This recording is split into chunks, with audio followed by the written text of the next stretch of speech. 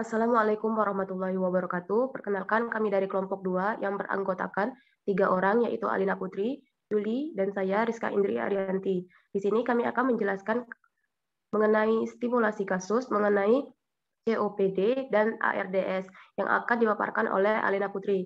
Untuk Alina Putri dipersilahkan. Baiklah. Seorang laki-laki berusia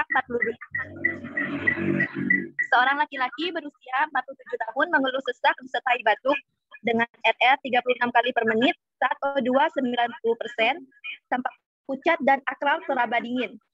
Tekanan darah 120/70 mmHg, nadi 114 kali per menit, suara auskultasi ronki, keluhan sesak dirasakan saat beristirahat, dan makin berat bila beraktivitas, misalnya berjalan ke kamar mandi. Pasien diketahui memiliki riwayat asma sejak kecil namun tidak rutin berobat dan merupakan perokok aktif. Dalam sehari dapat menghabiskan 1 bungkus rokok. Pasien sudah sering keluar masuk rumah sakit dengan keluhan yang sama, yaitu sesak napas. Pasien juga sudah didiagnosa COPD sejak 7 tahun yang lalu. Pasien kemudian dirawat di rumah sakit. Pada hari ketiga, kondisi pasien mengalami penurunan dengan ditandai penurunan saat saturasi O2 87%, pH darah 7,32%, PCO2 50, pH CO3 20, RR 45 kali per menit, tidak teratur dan dangkal dengan penurunan kesadaran. Pasien kemudian dirujuk untuk perawat di ICU.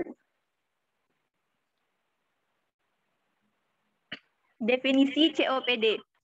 COPD atau Chronic Obstructive Pulmonary Disease atau penyakit paru obstruktif kronik merupakan suatu istilah yang sering digunakan untuk kelompok penyakit paru-paru yang berlangsung lama yang ditandai oleh adanya respon inspirasi paru terhadap partikel atau gas yang berbahaya. COPD didefinisikan sebagai penyakit atau gangguan paru yang memberikan kelainan ventilasi berupa obstruksi saluran pernapasan yang bersifat progresif dan tidak sepenuhnya reversibel. Menurut Irwan 2016, riwayat kesehatan yang dapat menyebabkan seseorang mengalami penyakit paru obstruktif kronik atau PPOK sebagai berikut. Yang pertama, kebiasaan merokok merupakan satu-satunya penyebab utama. Dalam pencatatan riwayat merokok, perlu diperhatikan perokok aktif, perokok pasif, dan bebas perokok. Yang kedua, riwayat terpajan polusi udara di lingkungan dan tempat kerja. Yang ketiga, hiperaktivitas bronkus. Yang keempat, riwayat infeksi saluran napas bawah berulang.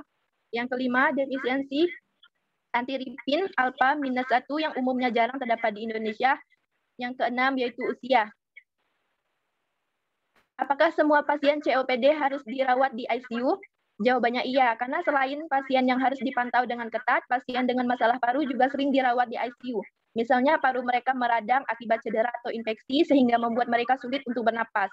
Kondisi tersebut terkadang membuat pasien membutuhkan alat ventilator agar mereka mudah bernapas. Oleh peralatan ruang ICU yang lengkap, itulah mereka kerap dirawat di sini. Baiklah, di sini saya akan melanjutkan dari Alena. Apakah mengidentifikasi pasien COPD perlu penanganan perawatan intensif?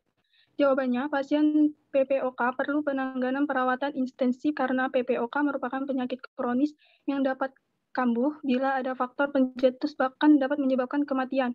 Salah satu contoh perawatan pada pasien PPOK adalah terapi rehabilitasi paru. Pada penderitaan ini, terapi ini sangat penting untuk mengurangi nafas dengan mengatur pola pernapasan, kesejahteraan fisik dan mental secara keseluruhan, serta kualitas hidup penderita.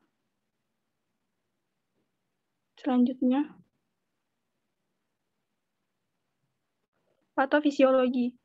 Faktor risiko utama COPD adalah merokok. Komponen-komponen asap rokok merangsang perubahan pada sel-sel penghasil mukus bronkus. Selain itu, silia yang melapisi bronkus mengalami kelumpuhan atau disfunksional serta metaplasia. Perubahan pada sel-sel penghasil mukus dan silia ini mengganggu sistem eskalator mukosiliaris dan menyebabkan penumpukan mukus kental dalam jumlah besar dan sulit dikeluarkan dari saluran napas. Mukus berfungsi sebagai tempat persamian mikroorganisme penyebab infeksi dan menjadi sebagai purulen. Proses ventilasi terutamanya ekspirasi terlambat, timbul hiperkapnia akibat dari ekspirasi yang menerjang dan sulit dilakukan akibat mukus yang kental dan adanya peradangan. Rencana asuhan keperawatan dari masalah utama yaitu ketidakefektifan bersihan jalan napas berhubungan dengan mukus berlebihan batuk yang tidak efektif.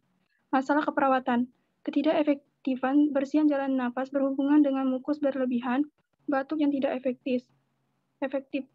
Batasan karakteristik. Yang pertama, batuk yang tidak efektif. Kedua, dispenia. Yang ketiga, gelisah. Keempat, kesulitan verbalisasi. Kelima, perubahan frekuensi napas. Keenam, perubahan pola napas. Ketujuh, spuntum dalam jumlah yang berlebihan. NOK, kriteria hasil. Frekuensi pernapasan tidak ada divisi dari kesiaran normal. Yang kedua, irama pernapasan tidak ada deviasi dari kisaran normal. Yang ketiga, kemampuan untuk mengeluarkan sekret tidak ada deviasi dari kisaran normal. Yang keempat, suara napas tambahan tidak ada. Yang kelima, dyspnea dengan aktivitas ringan tidak ada. 6. Penggunaan otot bantu pernapasan tidak ada.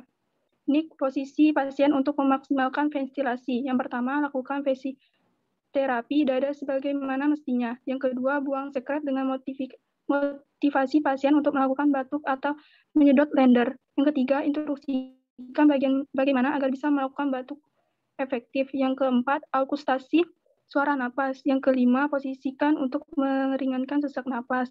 Keenam, persiapan lendir dan jalan napas. Terima kasih. Selanjutnya akan diarahkan ke moderator. Baiklah, sekian dari penjelasan dari kelompok kami. Kami mohon maaf bila ada kata-kata yang salah dalam materi yang kami tampilkan tadi. Kami ucapkan terima kasih. Wassalamualaikum warahmatullahi wabarakatuh.